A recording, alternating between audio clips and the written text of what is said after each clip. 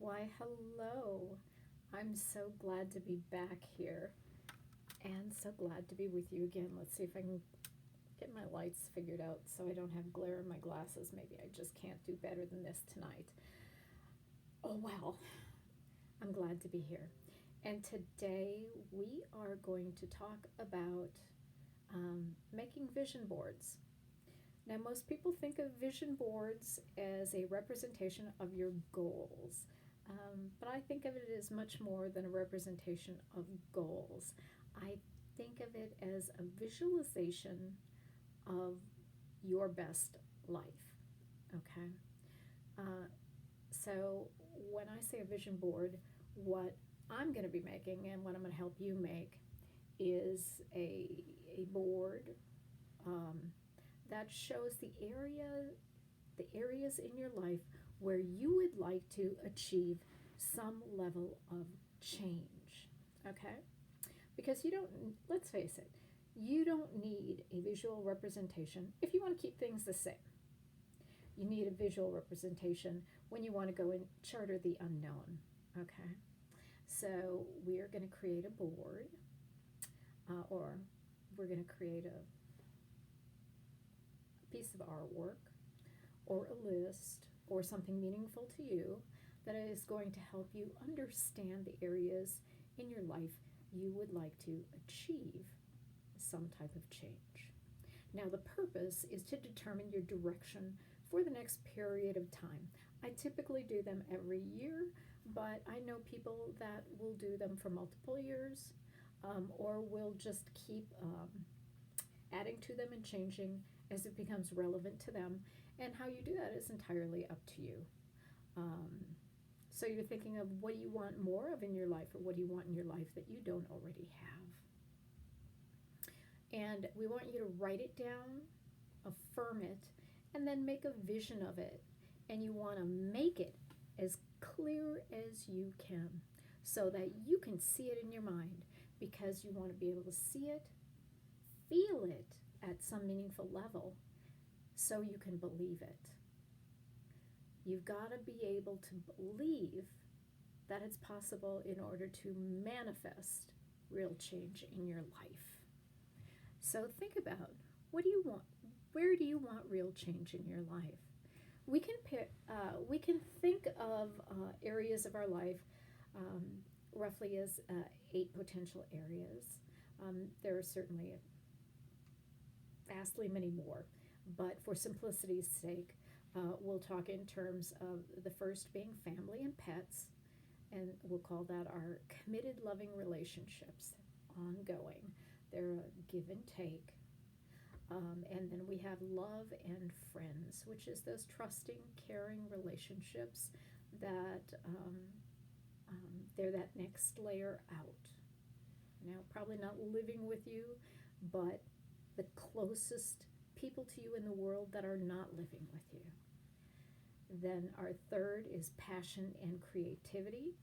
Also, your hobbies, or potentially those hobbies that you might want to develop into a career at some point. So, what are those creative areas, meaningful inspiration areas in your life? Are you a needleworker? Are you a mechanic?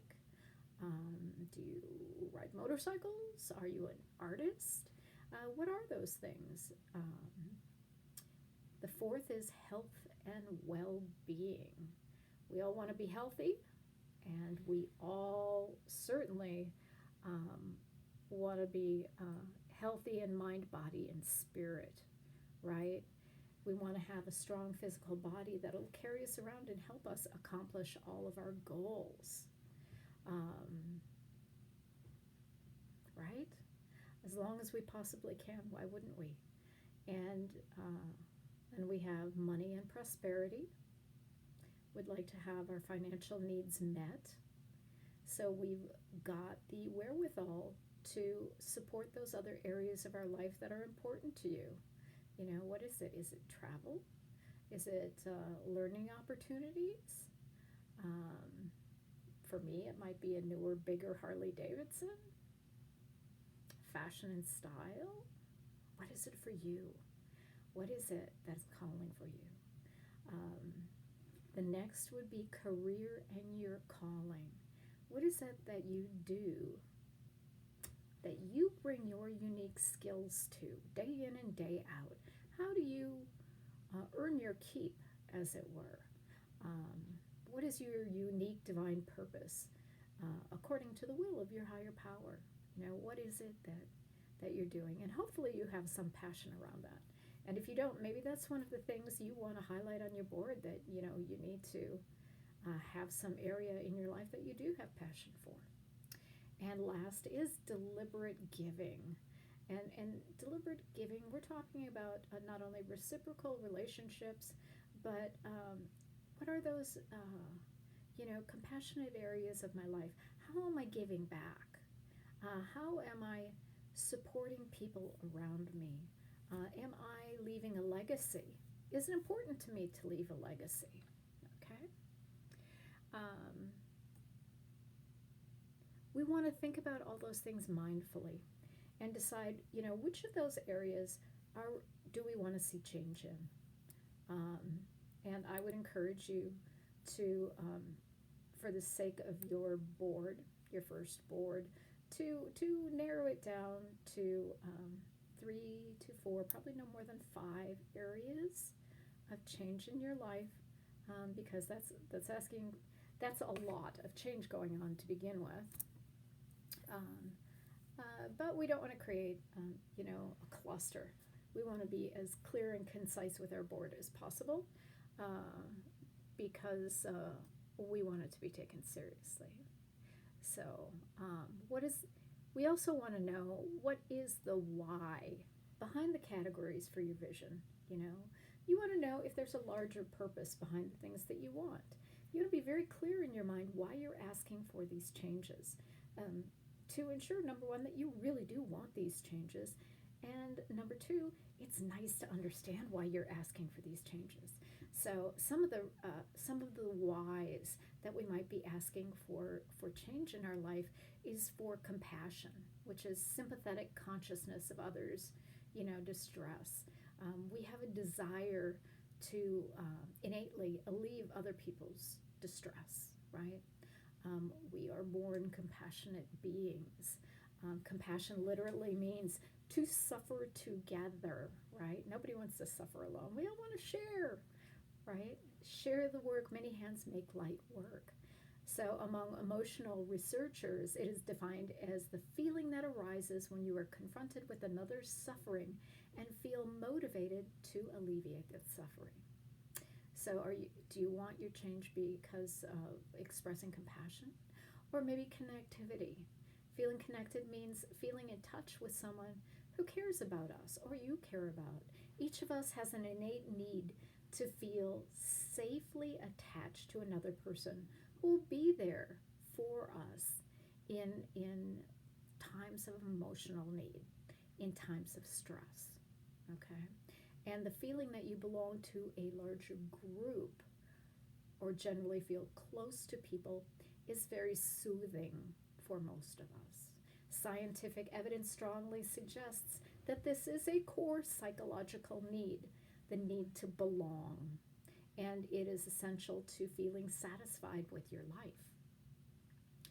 Now, courage is another why. Courage is not an absence of fear.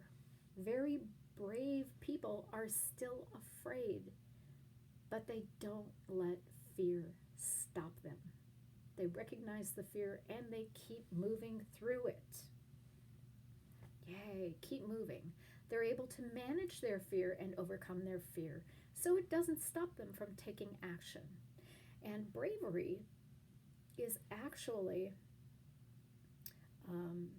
a behavior that you get better with the more you practice it.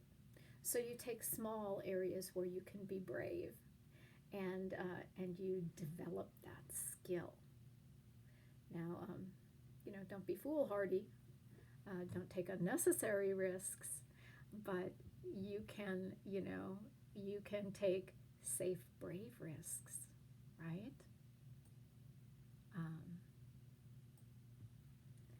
It's a personality trait, a matter of temperament, the capacity to face pain, endure pain, and suffer ignominy. Sorry for my mispronunciation there. In pursuit of other ends. Commitment. Commitment is another one. If I am committed, I become the person who would walk through walls to make it happen. Are you committed to your vision? Our vision board is going to help us create a structure to hold us to our goals, right? Because we're going to see this all the time, right? And that's going to keep our attention focused. Would I do just about anything to make this happen? Is it that important to me? How committed am I to making these changes? Why do I care about it? I should be firm in my resolve if I'm going to put it on my board. Creativity. Creativity is the use of imagined or original ideas. Creativity is the act of turning new and imaginative ideas into reality. So you're starting with something very insubstantial and making it substantive. You're perceiving the world in new ways. You're transcending traditional ways of doing things. Collaboration. Collaboration is the process of two or more people, entities or organizations working together to complete a task or achieve a goal. Collaboration is similar to cooperation. Cooperation is a lower level. Cooperation is just, agreeing to play nice. Collaboration is actually creating together. It's not just sharing your crayons. It's sharing your crayons and working on the same picture. Community. Community is a feeling of fellowship with others as a result of sharing common attitudes, interests, and goals. Community is both a feeling and a set of relationships among people. People maintain and form communities to meet common needs. And you probably participate in many communities. There are communities of readers, there are communities of educators, there are communities of retired people, communities of students, communities of bikers. Any hobby interest has a community focus too. If you're a hobbyist, I'm sure there's, plenty of quilters groups, stitching groups, etc., etc., etc. And lastly, contribution. Whenever we give, it helps us think highly of ourselves. We think better of ourselves when we're able to help other people resolve issues. Giving is also a wonderful way to fill a few of our other needs. It helps us with a sense of purpose. It makes you feel like you may be making a positive difference in the world. And I know for me, one of my personal searches just in the past couple of years was really a search to be able to leave a legacy. I've done a lot of things in my life, but I had not at that point really thought about what kind of legacy I was going to be leaving. So, the courage to step beyond possibilities. Now that you've got your areas and you understand what kind of change you want and why, let me give you an example of how repetition can make things come into being. For years, my mother would shake her head and woe betide her when she'd say, "Oh, Cindy, what are you going to do when? What are you going to do when you get married? Oh my God, how are you going to deal?" And I said, "Well, Mom, don't worry about it. I'm going to meet a man who's going to cook and clean for me. That's what I'm going to do." And I just kept telling her that. Well, you know what? It wasn't my first husband. And that's okay. The universe has a funny sense of humor sometimes, and sometimes we're not ready for what we asked for.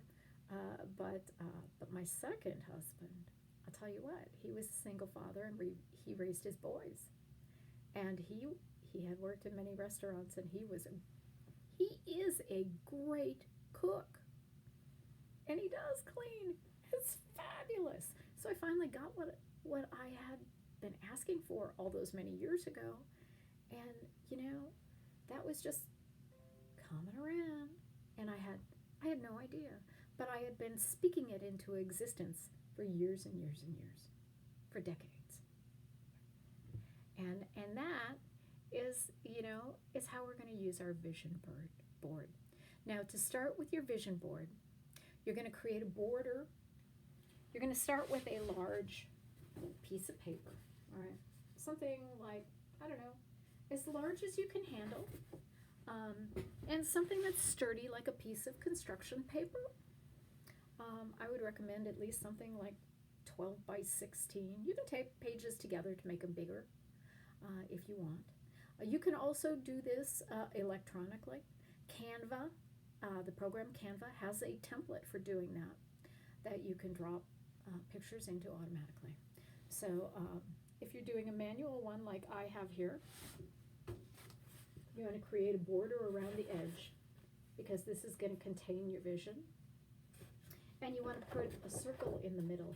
And that circle in the middle is really your higher self or spirit or God or the universe, whatever higher power you believe in.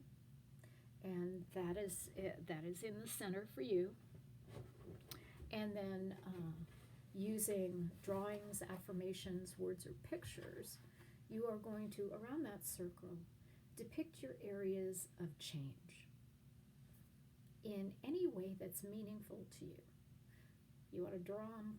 Great. You want to take pictures? Great. You want to grab images? Great. What's important is that it's meaningful to you. And that's where I'm going to stop for today. And I will do the second part on how we use the vision board after we've created it. And I'll show you again this vision board that I had done. You see up here I've got a section of travel. And under each area I've also used affirmations. And I say those affirmations many, many times. I've got love and my body image and health and good food. And I want to be a badass. It's just me and the way I am. Here is prosperity, finances. Up here is play. And I wanted a new motorcycle then. I did get exactly that bike, a pearl white Street Glide. It is amazing, but that's what happened. I'll tell you that story later. And this is my artwork.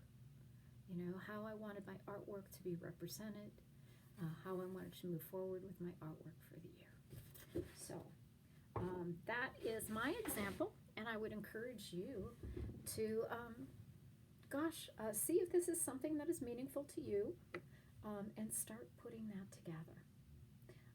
Start putting together your images of the change you would like to see in your life over the next year. Start journaling on it if you don't know what they are. And remember, there is power in your words. There is power in the act of visualizing what you want. And with that, I'm going to let you go.